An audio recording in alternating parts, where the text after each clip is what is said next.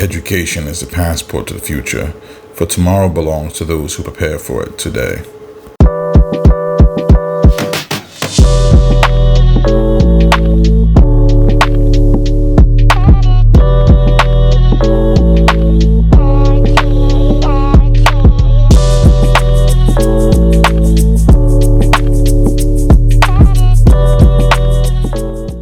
This is Professor Presbury back again with this second part. Again, another episode of Hey Professor, the show where we talk about all the things you wanted to know: healthcare administration, allied health, health informatics, health administration, healthcare leadership, etc., on and on and on and on and on. So I'm your Professor Javon M.H. Presbury. This is the second part of management, being a good leader in leadership. 3-part series. This is part 2. So last episode I talked about management and the social aspect. Now I'm going to talk about the 2 different types of managers, right? There is what I call a working manager or a working leader, being that you're someone who does grunt work, which is not a bad thing, because you need to understand sometimes it works like that, right? And that really depends on the type of organization, right? And I've been both. I want to break that down for you, right? A working manager, a working boss, is the kind of person who may roll up their sleeves and do the work next to you. Now, that's not necessarily good. That's not necessarily bad. It's a neutral thing. It's just a kind of boss. I worked at an organization, my first healthcare information management, quote unquote, management position. My first job as a manager overseeing a department, I had a team of 3. Not a lot of people, right? So I had a team of 3. And because the organization was so small, I was a working manager. Now, what that means is that the daily tasks, the weekly tasks for the department, I was expected to partake in them. It was very likely that I would also be doing those tasks. And I did on a regular basis. Medical coding, I was doing it. Chart review, I was doing it. Analyzing, I was doing it. Putting charts together, I was doing it. Scanning, I was doing it. Release of information, I was doing it. On and on and on and on. What I mean is that all the things that you would delegate, that you would give to an employee, I was also doing. That's a working manager, right? Someone who is not unusual for you to see them side by side with their manager doing the work. Again, this is neither good or bad. I'm just saying, depending on the type and more likely than not, size of your organization, you may have to do those things or you may not. What I have found in, being a working manager and then being what I'll call the next step, a theoretical manager, a leading manager, is that when you're a working manager, I think sometimes your staff can have a hard time with the lines, right? Because it's all about lines. It's all about knowing, what the limits are, knowing where the divide is, knowing, okay, this is your boss and you're the worker, right? And I'm saying that from a worker standpoint, right? If you're the worker and your boss is a working manager, sometimes what you'll find is that some staff has a hard time respecting that because they see you doing the same tasks as them and they're like, well, you're just like me. You're not. You're leadership.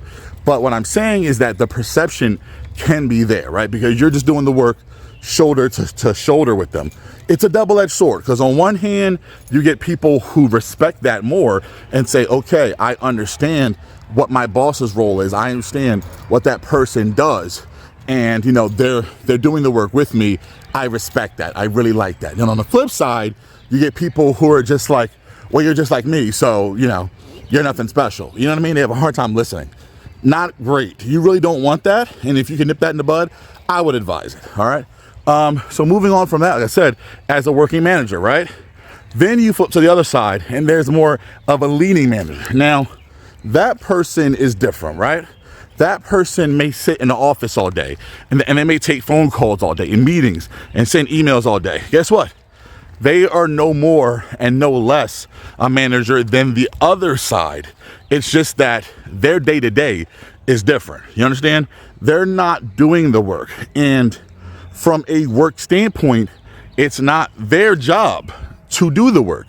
It's their job to make sure the work gets done. Think about that for a second, right? It's not their job to do the work. It's their job to make sure the work gets done. That's a different mindset entirely than would be what you would get from a working manager. Now, the flip side of that, a leading manager, right? You run the risk from a leading manager of your staff feeling alienated from you. You run the risk of your staff feeling distant from you. Your staff feeling like you don't get along with them. Your staff feeling like you don't care about them, like you don't understand them. And again, I'm gonna tell you the truth, all these things are little feelings, right? Little stuff that you're gonna be like, this is nonsense. Like, why does that matter, right? Maybe you'll feel that way, maybe you won't. That's how I feel, I'll tell you that. So like I said, you know, you're gonna be looking at that distant leader, okay? Now, that leader's job, like I said, is to make sure stuff gets done within the department.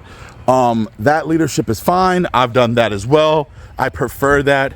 But like I said, people don't really know what you're doing. So be prepared that sometimes, you know, you don't really have to, but you may want to, if you want to reconnect with your staff, have more meetings with them, have one-on-ones with them, have conversations with them, so you can tell them what your goals are, what your thought processes are, and why you're moving in the directions that you're moving. Because you're gonna get people who are gonna say, I have no idea what that person does behind that door, and it's a lot of meetings. And being a leading manager, because like I said, I've done that, that's my current stage, right? Is it better or worse than being a working manager? It's neither. I prefer it. But if you're the kind of person that doesn't want to be in meetings all day, maybe don't, because that's what it is. You know, I have a lot of meetings. I have a lot of emails. I have a lot of phone calls. I have a lot of theoreticals.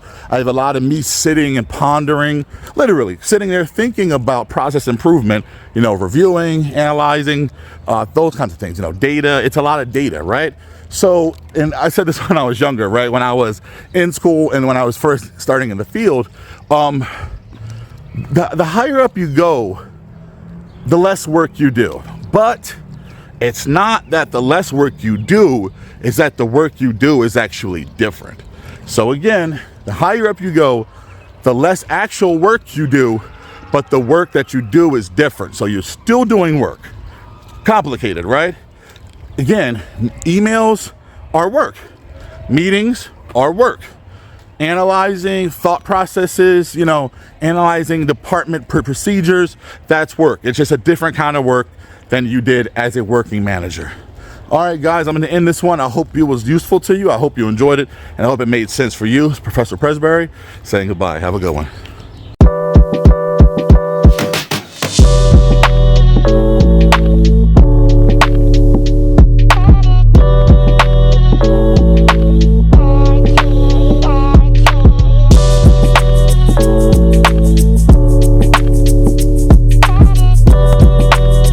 Intelligence is not enough. Intelligence plus character, that is the true goal of education.